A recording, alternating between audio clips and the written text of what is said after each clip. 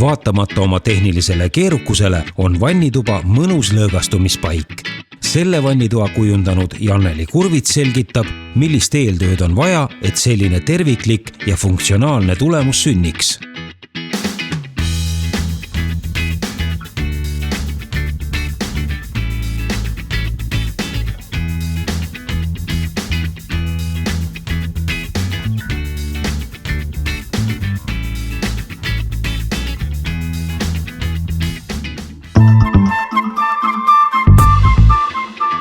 Vannituba on igas kodus oluline ja kujunduse mõttes hästi mänguline ruum. Igal ühel meist on võimalik oma kodus luua väiksemõõduline spa. Enne, kui asuda valima materjale, tuleks ära teha põhjalik eeltöö. Millised on pere vajadused, milline on antud ruumi suurus, millised on üleüldse tehnilised võimalused. Ehk siis hästi oluline oleks panna paika ruumi funktsionaalne planeering. Iga seade vajab enda ümber ruumi. Lisaks oleks vaja mõelda sellele, kuidas tagada ruumi hea mikrokliima. Vannitoas on hästi oluline läbi mõelda see, kuidas soovitakse vett kasutada, millised on konkreetse perevajadused. Kas soovitakse duši ja vanni mõlemat või ainult ühte kahest. Ja see sõltub muidugi ka hästi palju sellest, kui suure ruumiga on tegemist. Kui te hakkate vannituba planeerima, siis õige oleks vannituba jagada erinevateks tsoonideks. Ehk siis mõtteliselt 2. Esimene on nii-öelda märktsoon ja teine on siis nii-öelda niisketsoon. Ja oma valikuid ükskõik, kas valida siis valgusteid või siseviimistlusmaterjale, tuleb tegelikult teha vastavalt nendele tsoonidele. Kõik see, mis satub otseselt kokku veega, peab olema tegelikult täiesti veekindel ja ruumi ülejäänud osas siis võib lihtsalt piirduda sellega, et need materjalid taluksid niiskust. Reaalsete näidisvannitubadega Eesti suurim vannitoasalong annab inspiratsiooni ja lihtsustab esmavalikute tegemist. Seega on just Vermstock parim paik, kus tähtsate otsuste langetamine ette võtta. Lisaks erinevatele dušifunktsioonidele on võimalik neid peaduše valida ka koos valgustusega. Kui peres on lapsed, võiks kaaluda termostaadiga süsteeme ja laste puhul on kindlasti omal kohal ka dušinurgad, milles on olemas dušiliftid. Ehk siis nendel juhtudel on võimalik reguleerida peaduši kõrgusi.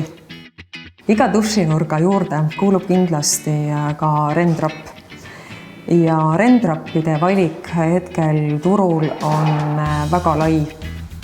Rendrapp võimaldab põrandate puhul kasutada suureformaadilisi plaate, sest et põrandale on võimalik anda ühtlane ühes suunas kalle.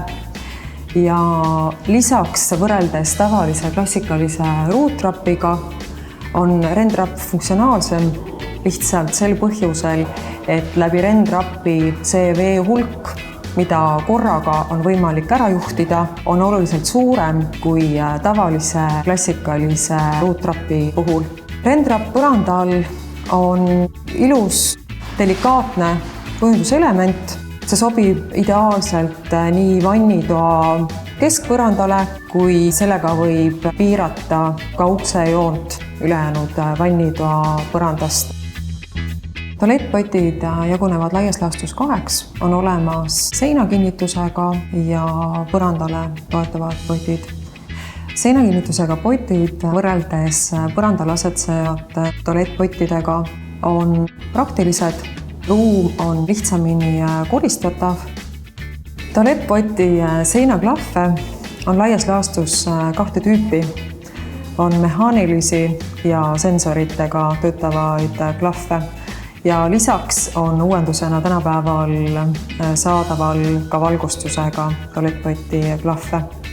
Seinaklahvid on minimalistliku, delikaatse disainiga ja seinaklahvide osas on võimalik valida nii suuruse, materjali kui värvi osas ja lisaks on siis erinevatel potitüüpidel eri variante, kuhu neid klahve paigaldada, kas tualettpoti taha või siis nii-öelda kõrval seina.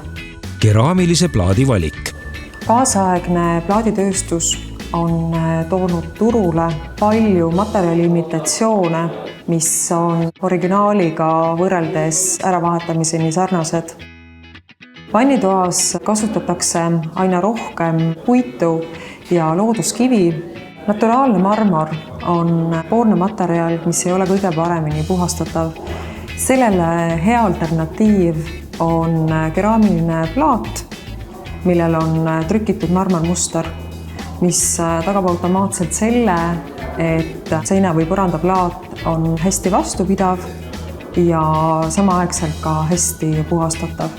Kaasaegne tehnoloogia võimaldab seda, et trükitud looduskivimustriga keraamilised plaadid näevad välja väga tõetruud ja tihtipeale ühe vannitoa piires tegelikult kordused ei ole silmaga hoomatavad. Keraamiliste plaatide valikul, ükskõik kas siis tegemist on seina- või põrandaplaatidega, tuleks tähele panna veel seda, kas plaadid on kalibreeritud või kalibreerimata.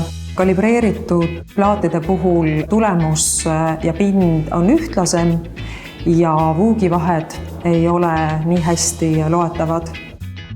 Väga hea alternatiiv puitpõrandale on puidumustriga keraamilised plaadid, mis näevad välja väga tõetruud.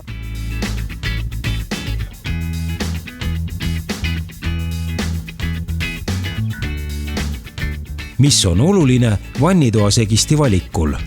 Segistite valik, nagu ka dušisüsteemide valik, on erakordselt lai. On võimalik valida erineva pinnaviimistusega segistite vahel kui ka erinevast materjalist segistite vahel.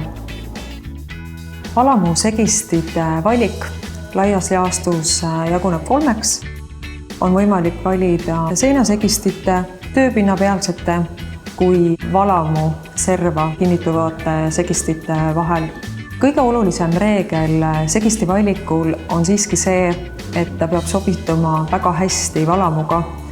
Ehk siis, kui valite valamut, tuleb paralleelselt silmas pidada ka seda, millise segistiga antud valamu komplekteerub.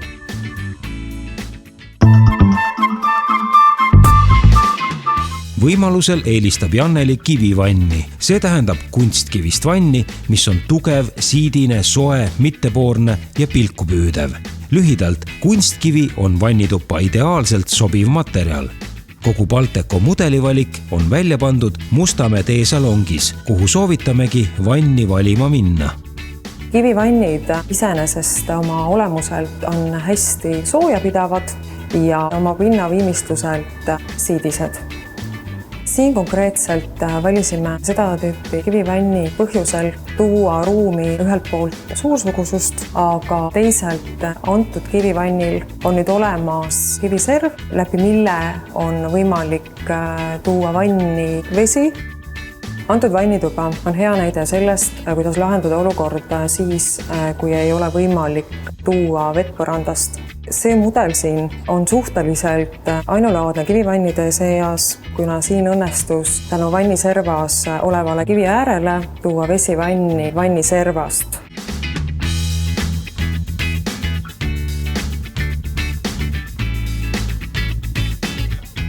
Värviline vann toob ruumi alati elevust ja näiteks Eesti tootja Balteco värvib oma kivivannid ja valamud rallkaardi piires ükskõik mis tooni. Ja lisaks kõigele muule on neid vanne võimalik tegelikult aja möödudes ka üle värvida. Kivivannide valiku puhul on lisaboonuseks veel see, et juhul, kui teil peaks vanni tulema väike täkke, siis seda on võimalik tootja poolt suhteliselt hõlpsasti parandada. Balteco salongist saab hea ülevaate, kuidas oma vannituba sisustada. Näidismudelite toel on lihtne leida endale sobivaim vannitoa mööbel, valgustuslahendus ning kas või küttekaabliga peegel. Vannitoa mööbli valiku puhul on hästi oluline pidada silmas põhireeglit. Kõik, mida te vannituppa planeerite, peab olema niiskuskindel. Vannitoa mööbli valiku puhul peaks eelkõige arvestama seda, et mööbel peab hästi taluma niiskust. Kraanikausi tööpindade puhul oleks kõige olulisem see, et tööpind oleks hästi niiskust ja ka märga taluv. Vannitoa peeglite valik on tänapäeval päris lai. On olemas tagantvalgustusega peegleid, millel osadel on ka valgustugevus reguleeritav ja lisaks on olemas peeglid, millel tagumisel küljel on küttekaabel, mis siis tagab selle, et peegel ei muutu auruseks. Soovitavalt käib vannitoa mööbli valimine käsikäes valamu ja segisti valimisega. Valamu valikul on hästi oluline see, et seda kunagi ei tohi teha sõltumata segistist.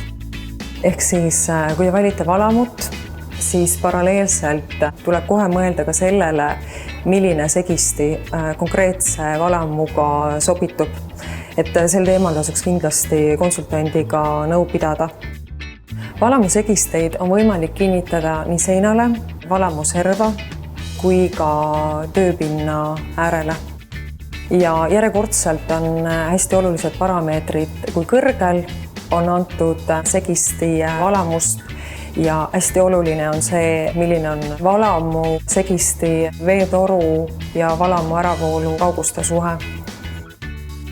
Täiuslik vannituba on ruum, mis on funktsionaalselt hästi planeeritud, milles on paigas mikrokliima ja mis on põneva valguslahendusega.